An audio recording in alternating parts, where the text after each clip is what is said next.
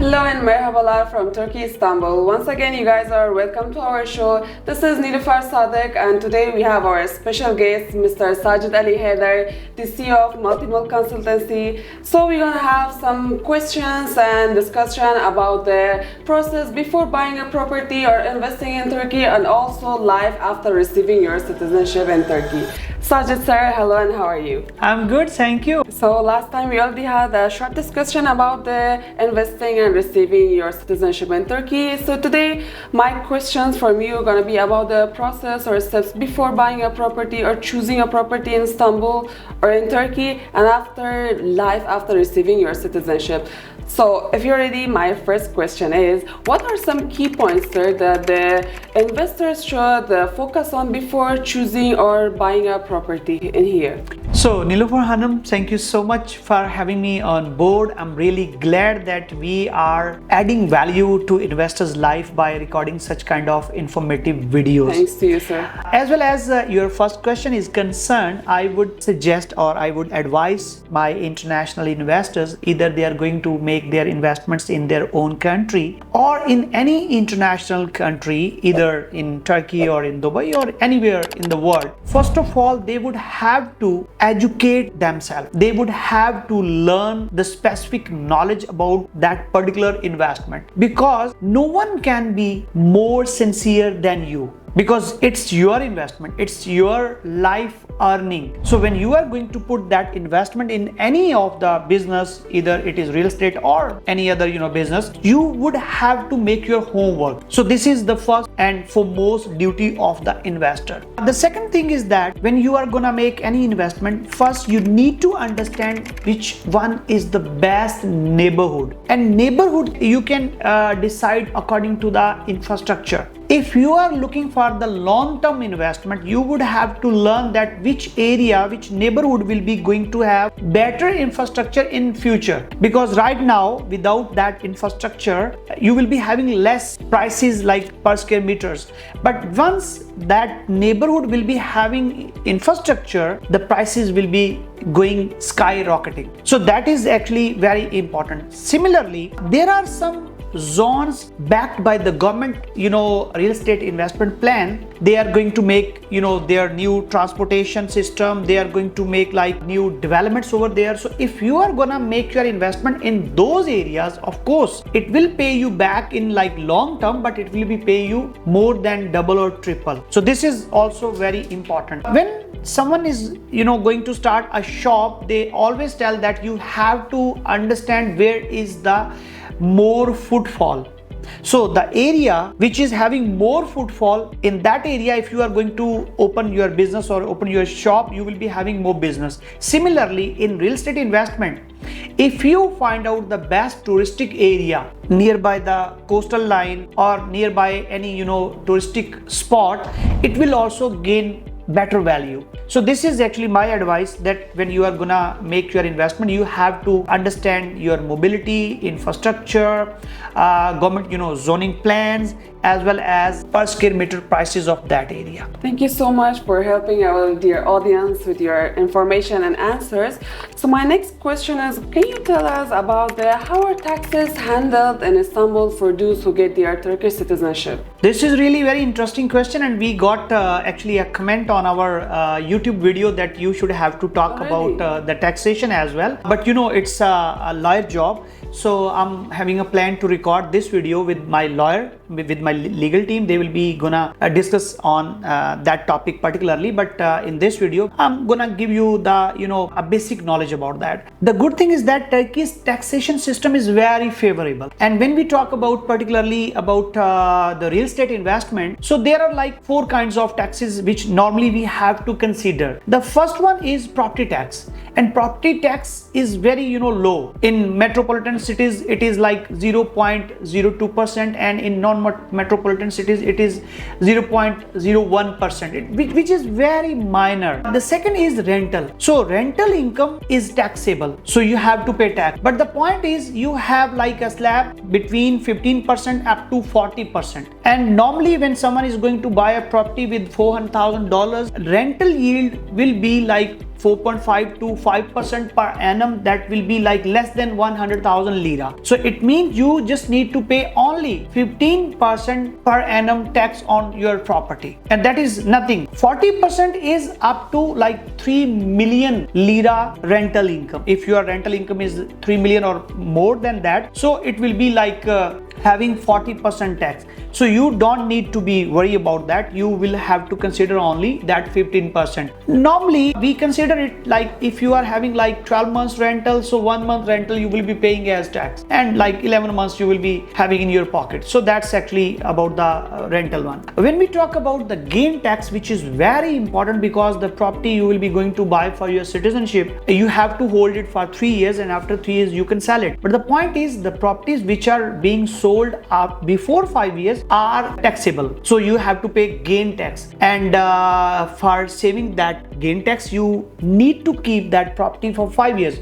But there is another interesting thing about that gain tax. If you are gonna sell your property after 3 years, it is not mandatory that you will be paying the full income tax, the full gain tax. For example, you buy a property like 16 million lira today, and after 3 years when you will be going to sell it, and you will be selling like maybe 30 million, so normally it is considered that 14 million other than 16 million capital investment will be the profit. So out of that 14 million you have to pay 25% tax, but it is not like that. If you are going to sell after 1 year, the tax will be less. After 2 years, the tax will be, more less. After 3 years, 4 years, it will be like very, very minor amount of tax. Another good thing is that if you are going to sell your property after 3 years and you are not going to write the full amount on your title deed, you need not to pay a single penny. Because if you want to write the full amount, if you want to take the full amount in your bank, and if you want to write it on your title deed, the full amount, then it will be taxable. Otherwise, there is no need for the tax. So this is actually another benefit by investing in Turkey. The last, actually but not least, for international investors particularly, that is called value added tax, VAT. We call it KDV here.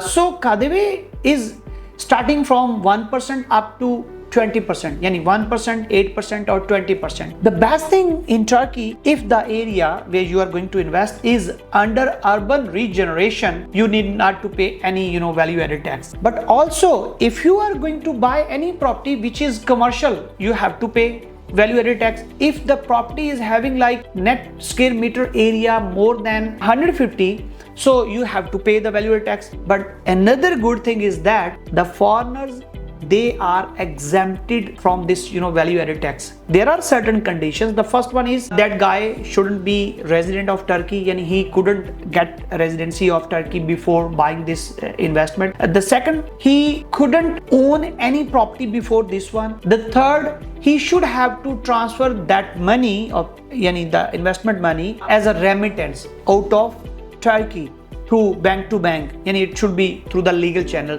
So if you meet these three conditions, even there is 20% value added tax, you are exempted. So this is really a very lucrative tax system in Turkey. And the final, I would like to say that there is always in Turkey, there is no double taxation system. If Turkey has a treaty, an agreement with other countries, you need not to pay double tax on your single income. If you paid the tax in any other country on your income, you need not to pay here. So this is also the good thing for the investors. Thank you so much. Even though Sajid sir really explained it very well, but for those who want to invest in Turkey and are worried about tax implication in Turkey, you can watch Sajid sir's video later on his YouTube Multimod. Yeah, thank you so much. So what do you think about what's the smartest way of investing in Turkey? How can we invest but buy a property and get our citizenship and also receive the benefits of our property here in Turkey? Actually, when I get some queries from the clients that we want to invest in secondary market, we want to buy an apartment or any shop or office from the secondary market, is it possible to buy? Do you deal in that? So of course we deal in, we say of course we can find out. But the point is, when you are going to invest to get your citizenship, it is really very hard to find out any property from the secondary market which is suitable for citizenship. So for that reason, you just need to understand first which property is suitable for citizenship. The first one, it should be from a Turkish owner. That property never been used for citizenship before. And the third one, the owner accepts the full amount from buyer account, bank account to seller bank account. The expertise value should be equal to the buying price or like little bit more or less than that. And the last thing, the full value of buying price should be written on the title deed. So once you find out the property, it is suitable. But the point is, as we discussed in our previous question, that no one is actually going to put the full value on their title deed just to save the title deed transfer fee, which is 4%. Normally 2% is being paid by the buyer and 2% by the seller. So government has given the room to the investors that they can put minimum amount on their title deed. So everyone in Turkey, it's a culture that they write minimum amount on their title deed. So if they are selling this property before 5 years, it means for example, the property value is like 16 million lira. But the minimum amount set by the title deed office is like 2 million or 3 million. So the owner, the current owner, has already written that 3 million lira on the title deed. And once he is going to sell this property to any international investor, if he is going to use this property for citizenship, has to write 16 million lira on it. So other than 3 million lira, 13 million lira will be the profit of the current owner. So he has to pay 25% tax if he is selling like before 5 years. So it is really very difficult to find out any property from the secondary market. Sometimes the investors, they don't have time. Sometimes they cannot wait like months or minimum weeks to apply for the citizenship. Sometimes their children are getting like more than 18 years or nearby. They are already close to 18 years. So they cannot wait. So getting such kind of property is really very difficult, honestly speaking. Now, what we suggest, if someone is going to invest in Turkey and he wants to get his citizenship, I must advise him to invest with the master developer and to secure his citizenship process. Of course, at the end of 3 years, he will be getting the value. How he can get the value, how he can get the return on investment, how he can get the better rental yield, I will be explaining in the second part of this answer. But the point is, you must need to understand that the property which you are going to buy for your citizenship will be 10 to 15% expensive than the market price, as the taxes and the commissions are involved in this. For example, if someone is going to visit Turkey and he is here for the touristic purpose, so he will be arranging everything, his airport transfer, his site visiting, his hotels, his accommodation, his transportation. Of course it will be cheaper. But if he is going to hire a company, so the company will be giving every service very professionally, so of course that company will charge extra money.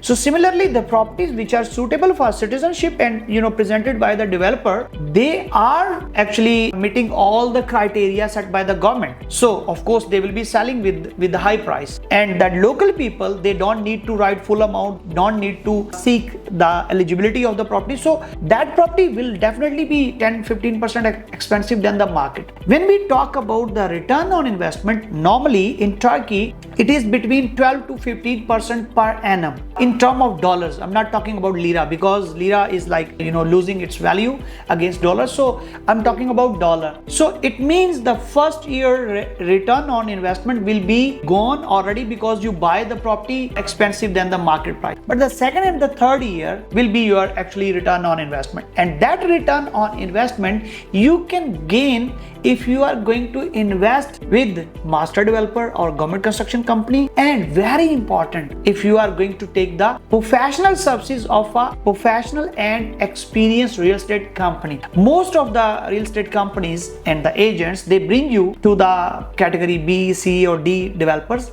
They offer them higher commissions, and you actually lose your profit at the time of your buying. If the actual value was like $350,000 and you bought it like $450,000, so $100,000 you already you lost it. So how you will be getting profit after 3 years? There are many examples here, particularly when I talk about my country, people from Pakistan, we are actually love to invest in commercial properties like shops. So when they came here, people bring them to the shops investment. They said that you can buy this shop, it's really big and you will be gaining like up to 10% rental yield. And we were actually having experience in Pakistan and we were really glad to make this investment. But when those people actually invested in such kind of, how can I say, it is really very difficult to, it will be like a discouraging statement for the investors who invested in shops. So they lost the money. Even after 3 years, they cannot get the actual amount. Although there were some, loopholes by the system as well, but now they have like addressed all these loopholes and now the things are better. And the most important thing is your homework, as we discussed in the very early, and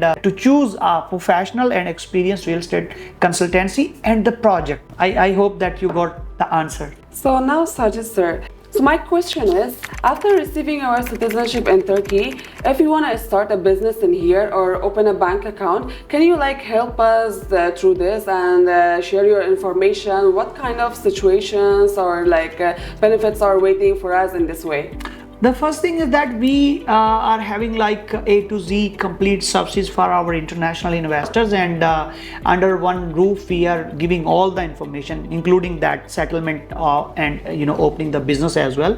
But the point is, once you have, I always tell my friends and international investors that Turkey is actually, if you want to open the lock of Turkey opportunities, there are two keys. The first one is Turk citizenship and the second one is language. If you are a Turk citizen and you know the language, you can have plenty of opportunities here in Turkey. So after getting your citizenship or residency type J, you can open your bank account. Of course, you have already opened your bank account. But the point is, if you want to start any business, opening a business in Turkey, it is really, you can just say like this, and your business is open, your company is open, and you need not to have like a physical office. Even you can open with virtual office as well. With Istanbul Ticaret Odası, it is very easy. You can open it with the help of your lawyer as well as us or our accountant. So opening business, opening company bank account is very easy. And particularly after being Turk citizen, it is like very easy. And if you want to start business, it is also very easy. You just need to hire like one person, that is called HR manager. The second, a lawyer. The third, an accountant. And they will be doing everything for you. If you don't know the language, you can hire any kind of manager who can speak in English, and they can work for you and they can open the opportunities for you. And you can really earn good returns in Turkey, because Turkey is not dependent only on a few segments of business. There are plenty of things which we are exporting from Turkey, which we are importing in Turkey. Like there are plenty of things because of the geographic position of Turkey. Direct access to 3 continents: Europe, Asia, Africa. Wherever you want to trade, you can. And nowadays there is very healthy debate on our trade policy as well as visa policy with Europe. So probably we will be having the same tariff which is already imposed on Europe, and we will be having like visa free or very easy access of visa towards Schengen zone of European Union.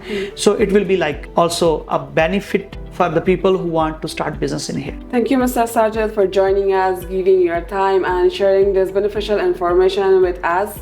And guys, thank you. And it was very nice to have you with us. And I hope this was enough information for you guys. But if you still have questions from Mr. Sajid Ali Haider, you can DM us. Thank you. Thank you.